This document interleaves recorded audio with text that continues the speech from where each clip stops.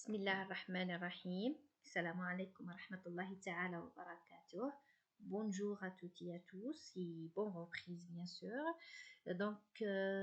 Premièrement, je me présente, Madame Marja Aïcha, docteur en histoire à l'université de Bijaya et où je suis rattachée à la faculté de sciences humaines et sociales, département d'histoire et archéologie. Évidemment, cette année, j'ai l'honneur d'assurer la matière archives et documentation qui fait partie des unités méthodologiques. Ensemble, nous essayons de explorant les concepts et les pratiques essentielles de ce domaine.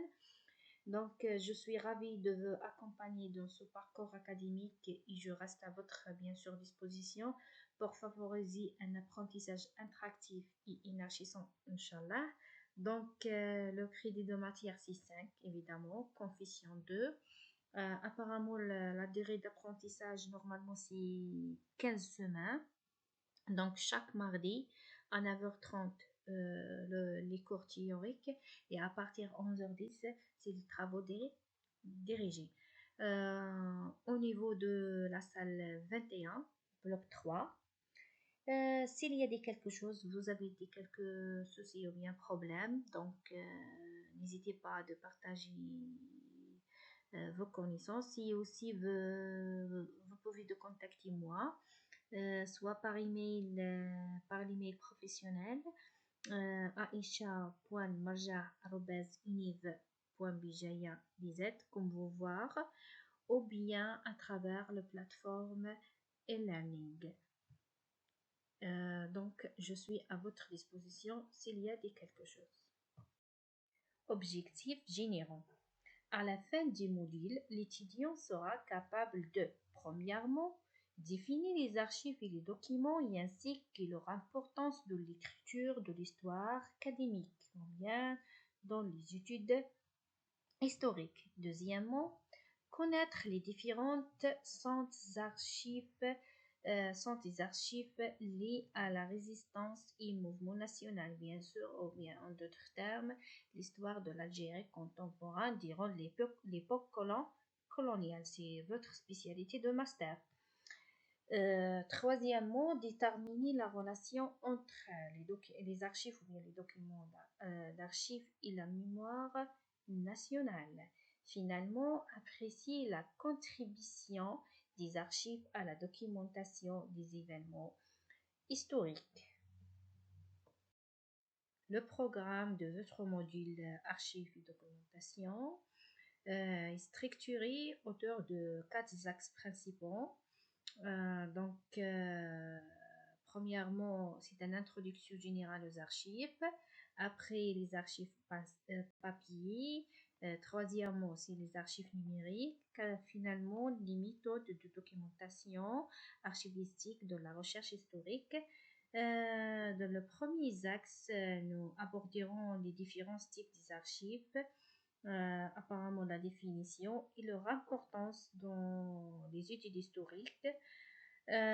Quand au deuxième axe, il sera consacré aux méthodes d'archivage papier ainsi que la méthodologie de la recherche dans les fonds des archives ou bien dans les centres des archives papier.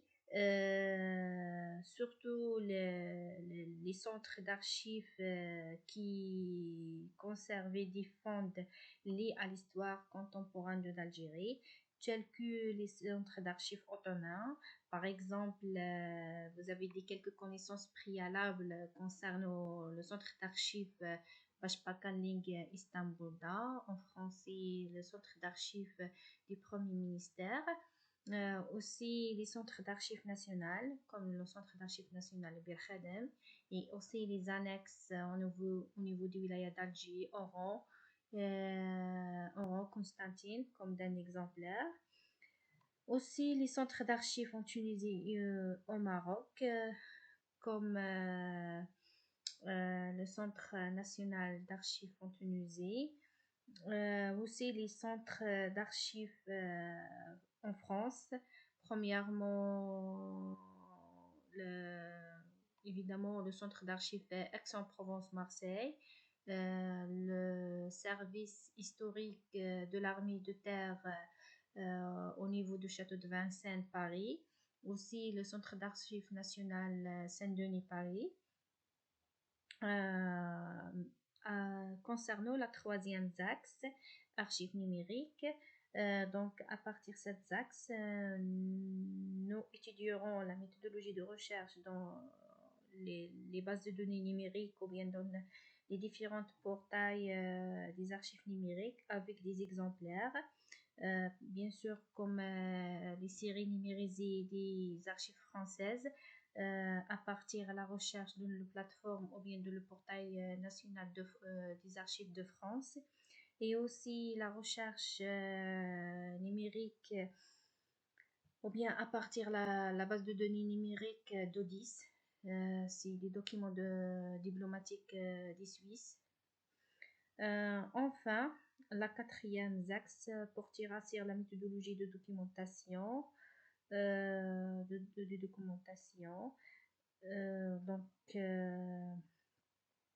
à partir de cet chapitre, en exploitant les différents types des archives dans le cadre des études historiques et comment faire les références.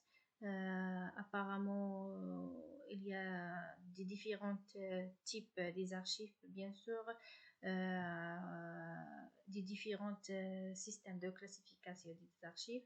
Évidemment, il y a des différents styles et types des références. Vous avez maintenant les sources documentaires, soit des documents d'archives algériens, ou bien des documents d'archives étrangères, ou bien des documents d'archives françaises. Bien sûr, relative à l'histoire d'Algérie contemporaine. Donc, l'objectif principal, c'est quoi? C'est comment trouver la vérité historique à travers ces documents d'archives. Bien sûr, à ce point, donc c'est obligé d'exploiter et utiliser les différentes approches historiques, bien sûr, comme l'approche historico-critique, historico-analyse, historico-explicative, historico-comparative, afin de trouver ou bien afin d'obtenir la crédibilité historique. Finalement, la modalité d'évaluation. Évidemment, l'évaluation finale se fait à travers deux choses principales. Premièrement, un examen final sur table qui présente 60% de la note finale. Et aussi l'évaluation TD qui présente 40% de la note finale.